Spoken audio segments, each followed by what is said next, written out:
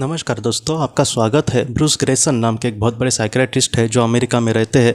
उन्होंने near death experience पर बहुत ज़्यादा छानबीन करने की कोशिश करी है और उनके एक केस में से आज हमने ये कहानी ली है। वो ये कहते हैं कि एक बार उनके एक इंसान से मुलाकात हुई थी, उनको वो मिलने के लिए गए थे और उस इंसान ने अपना नियर डेथ एक्सपीरियंस उनको कुछ इस तरीके से कहा। वो ये कहते हैं कि समाज में कुछ ऐसे कानून के लूप होल्स होते हैं कि जहाँ पर इंसान थोड़ा सा कुछ अपनी अकल लगाए या फिर 2 नंबर का ऐसा कुछ काम करे जिससे वो एकदम इल्लीगल हो, लेकिन वहाँ पर उसको अच्छा सा खासा पैसा मिल सकता है।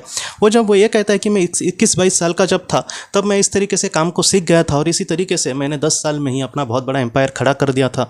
एक ऐसे जो लोग लाखों भी पैसे कमा नहीं पाते, उस एज में मैं करोड़ों का भी मालिक बन गया था, उससे भी बड़ा मैं बन गया था और बहुत ही अच्छे से मेरी ज़िंदगी चल रही थी।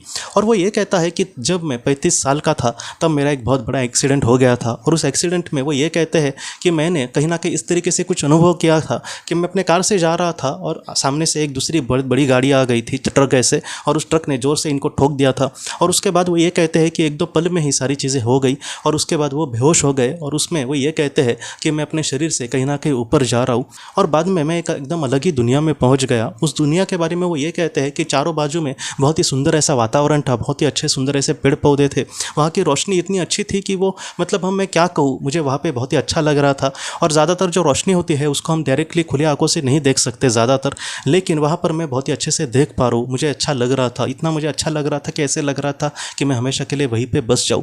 और बाद में उस इंसान के मन में कुछ इस तरीके से भाव डाले गए कि तुम्हारे जीवन में तुम एक ऐसा इंसान नहीं हो कि जो अच्छा काम कर रहा है, तुम्हारे कर्मों से बहुत ज़्यादा नुकसान भी हो रहा है कुछ लोगों का और कुछ लोगों को दुख से गुजरना पड़ रहा है। इसलिए जितना हो सके तुम एक अच्छा इंसान बनो।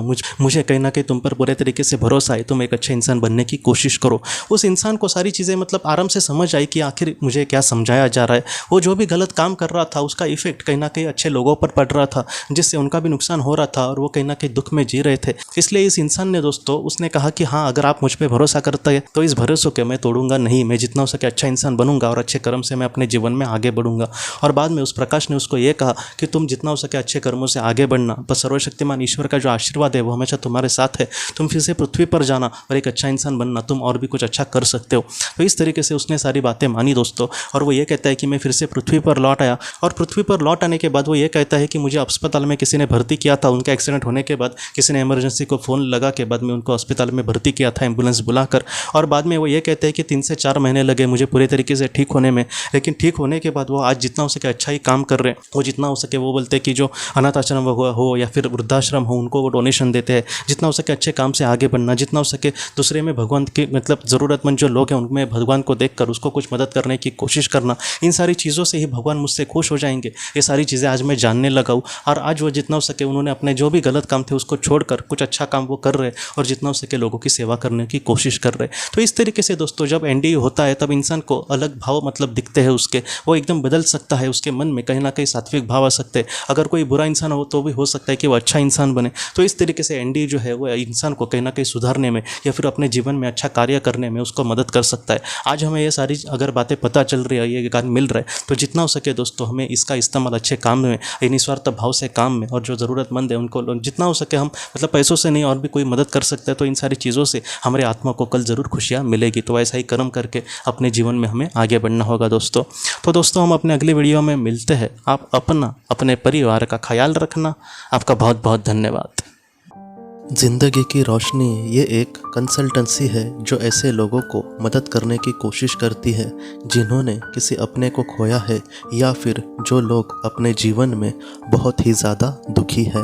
अगर आप इस संस्था में सहभागी होंगे तो आपको पास्ट लाइफ रिग्रेशन के लिए ऑडियो बुक्स, PDF किताबें और ध्यान के लिए ऑडियोज़, यह सारी सामग्री ईमेल या फिर व्हाट्सएप पर भेजी जाएगी। इस कंसल्टेंसी की ओर से हम हर महीने ज़रूरतमंद लोगों को घर के राशन, दवाई और सिलेंडर के लिए मदद करने की कोशिश करते हैं। अगर आप इस संस्था को डोनेशन देंगे तो ऐसे ज़रूरतमंद लोगों को आपके योगदान से बहुत मदद मिल सकती है। आपका बहुत बहुत धन्यवाद।